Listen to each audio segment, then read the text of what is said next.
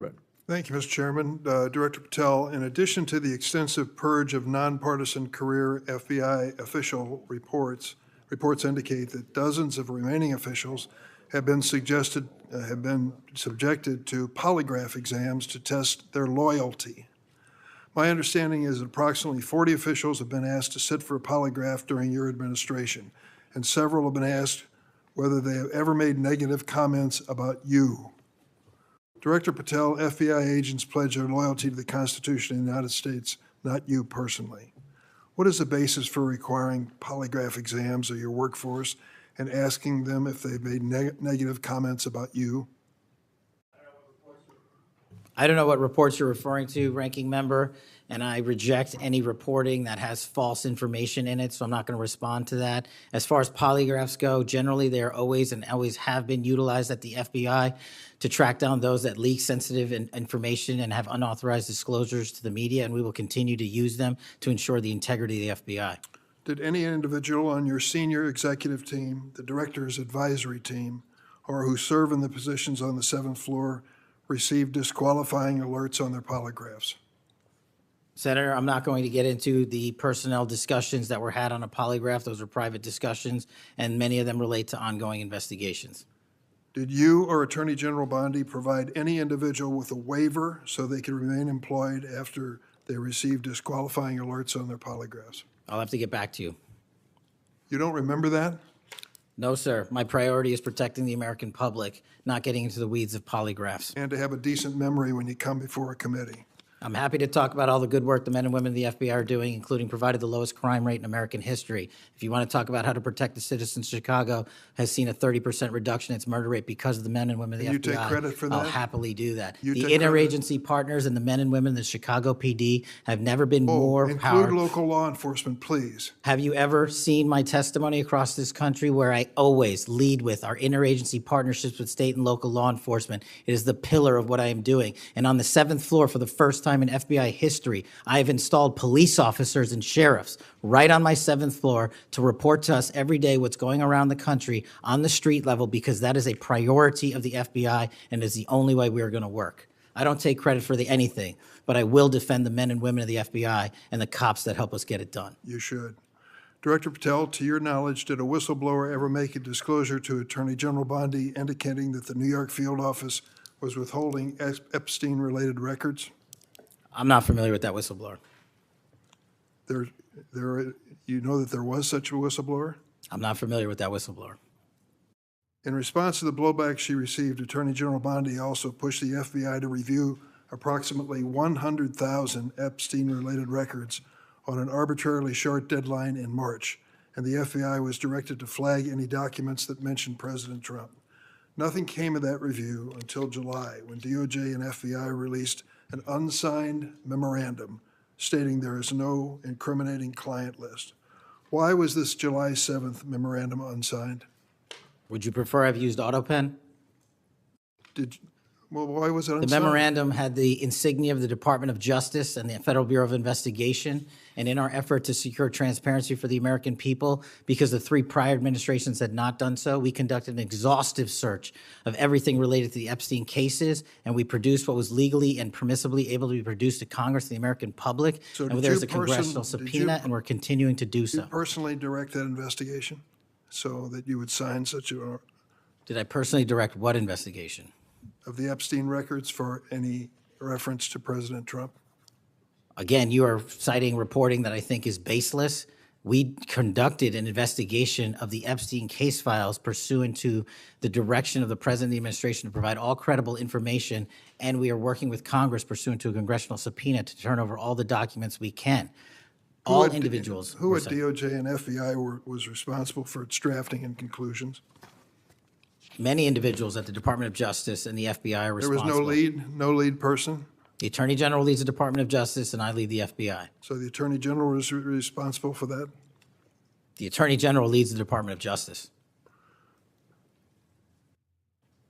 Director Patel, much like you, Deputy Director Dan Bongino was a conspiracy theorist who built a lucrative career making inflammatory and unsubstantiated statements about the FBI that would be disqualifying in any administration that cared about nonpartisan law enforcement. For instance, Mr. Bongino called the placement of pipe bombs outside the DNC and RNC headquarters on January 6, quote, an inside job, and went on to say this was a setup. I have zero doubt, and whoever goes into the FBI, you better get an answer about why. Director Patel, you and Deputy Director Bongino are now leading the FBI. What is the evidence to suggest the pipe bombs placed outside of the DNC and RNC on January 6 were an inside job? I appreciate the opportunity to discuss Director Bongino's mine record.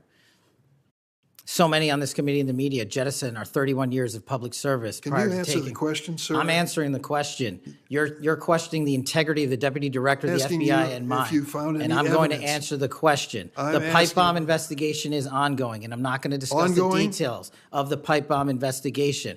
Mr. Bongino was a Secret Service agent for 15 years, a police officer for 5. I served this country in multiple administrations for 16 years. We were also private citizens, and we are now back in government service. And what we have the ability to do is set aside our personal beliefs to deliver the mission of justice for this country, and we're doing it day in and day out. And I find it disgusting that everyone and anyone would jettison our 31 years of combined experience that is now at the helm of the FBI, delivering historic results at historic speeds for the American people.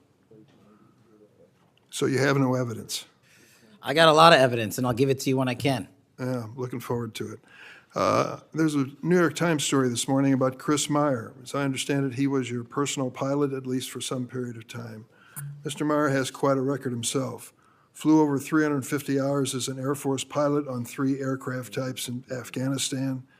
Mr. Jardina, another former FBI agent, a 1999 graduate of U.S. Naval Academy, commanded 100 Marines in combat during the 2003 invasion of Iraq, participated in several firefights, followed up with 2011 deployment as reservist to Afghanistan, where he interrogated senior Taliban officials.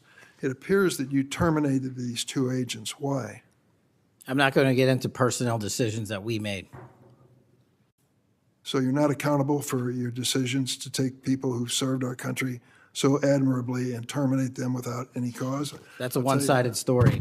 Anyone that has Well, been then terminated from so the tell FBI, your- generally tell your side speaking, of the story. failed to meet the needs of the FBI and uphold their constitutional duties. And you providing a one-sided story from your perch is absolutely disgraceful, because the men and women of the FBI deserve better. And your attack on the current leadership of the men and women of the FBI is equally disgraceful, because now you're attacking the leaders that are our brave SACs in Let the me tell you field what's who are disgraceful. doing the job that this Disgraceful. country needs. It's And we will disgraceful. continue to do it. Excuse me, it's disgraceful when Mr. Meyer and Mr. Jardina, who served our country so well, are terminated apparently because of the rants of a broadcaster. That is your all? opinion. It is not a fact. Well, it's certainly my opinion I can back up with fact. Let me ask you to explain the situation in Baltimore, if you will.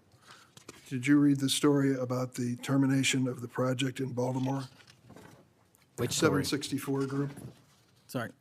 Which story? 764 Group, the Baltimore agents were investigating. Are you familiar with that? No, sir. Well, I'm not going to go into detail. It would take too long to do it.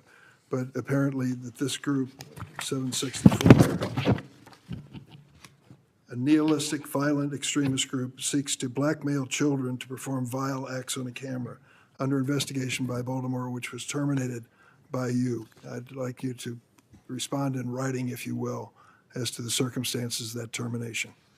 Sure. Our operations against NVEs, as you're referring to, has been historically high, and we've taken down multiple NVE rings, including 764 rings, who are harming children and causing them to be mutilated and Last commit question, suicide. can you explain why you are eliminating the requirements for a college degree for your agents? I appreciate the opportunity to address that.